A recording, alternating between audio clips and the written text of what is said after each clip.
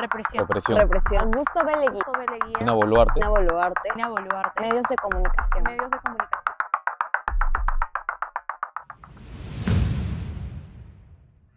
El documental Ullari, estrenado en enero de este año, aborda las muertes ocurridas durante las protestas en el sur del Perú en 2023, en el gobierno de Dina Boluarte.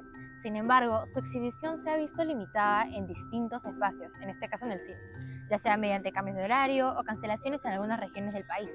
Esto abre un debate no solo sobre la exhibición de una obra, sino sobre quién controla las narrativas en torno a la violencia estatal en el Perú contemporáneo. En este contexto, entendemos por represión en los medios no solo la censura directa ejercida por el Estado, sino también mecanismos indirectos como represiones políticas, decisiones empresariales que limitan el acceso a determinadas narrativas. A partir de ello, nos planteamos la siguiente pregunta: ¿de qué manera las formas de control y represión sobre los medios de comunicación durante el gobierno de Augusto B. Leguía y el gobierno de Dina Boluarte representan una continuidad o una transformación en la relación entre el Estado y la prensa en el Perú?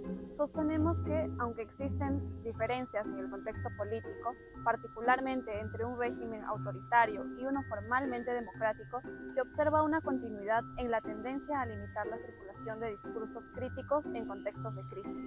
Para comprenderlo bien, es necesario analizar cómo se ha ejercido históricamente este control, comenzando con el gobierno de Augusto B. Leguía.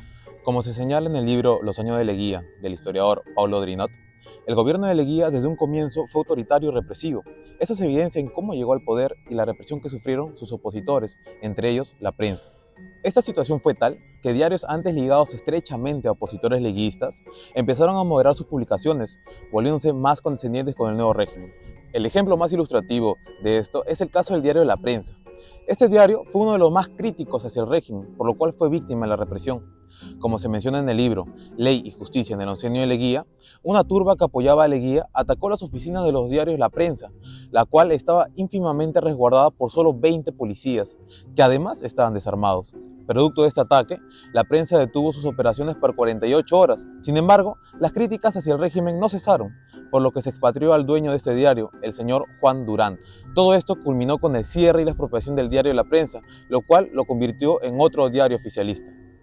Asimismo, cabe mencionar la censura de la revista Mauta, la cual se ejecutó bajo el pretexto estatal de un inexistente complot comunista que buscaba silenciar las voces de vanguardia en el Perú.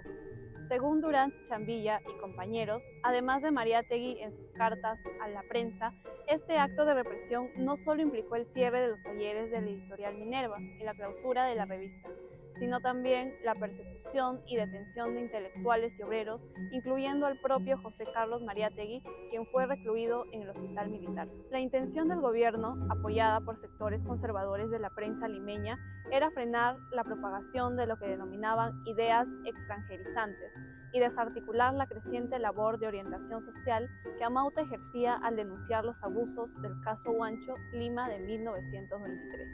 En el contexto del gobierno de Dina Boluarte, se desarrolla dentro de un sistema democrático formal, pero marcado por una fuerte crisis política y social, especialmente tras las protestas del 2022 y 2023 en el sur del Perú.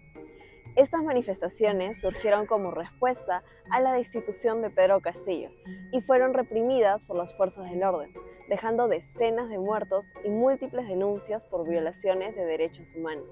En este escenario, los medios de comunicación han jugado un papel clave, pero también han sido objeto de cuestionamientos.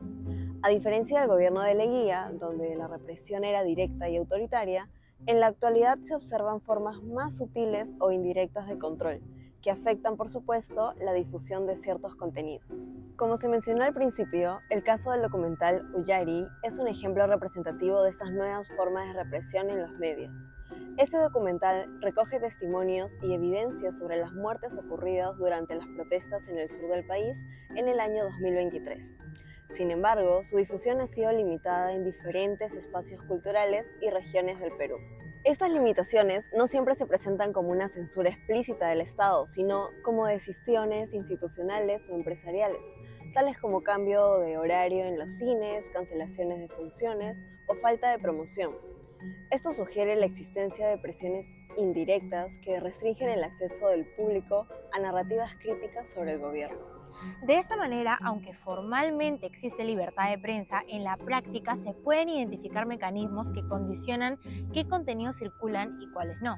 Esto evidencia una forma contemporánea de control mediático que no recurre necesariamente a la violencia directa, pero que igualmente impacta en la construcción de la memoria y la opinión pública.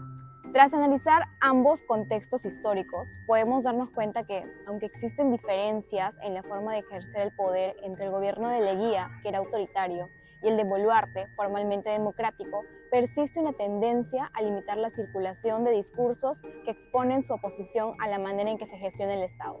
Para finalizar, como estudiantes nos genera una profunda indignación constatar cómo, a pesar de haber transcurrido un siglo, se repiten patrones de exclusión y estigma para silenciar la disidencia. Resulta alarmante que mecanismos de control que creíamos superados, como el uso del miedo y la censura indirecta, sigan operando en nuestra democracia actual para invisibilizar el dolor de las víctimas. Las revistas, la prensa, Amauta y la película Ullarí son solo algunos de los muchos intentos de difusión de aquello que es importante que sepamos para no vivir en una narrativa manipulada por el poder.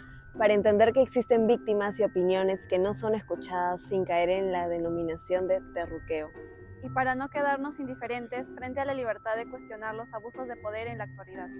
Pues una sociedad que no enfrenta sus silencios está condenada a repetir sus injusticias.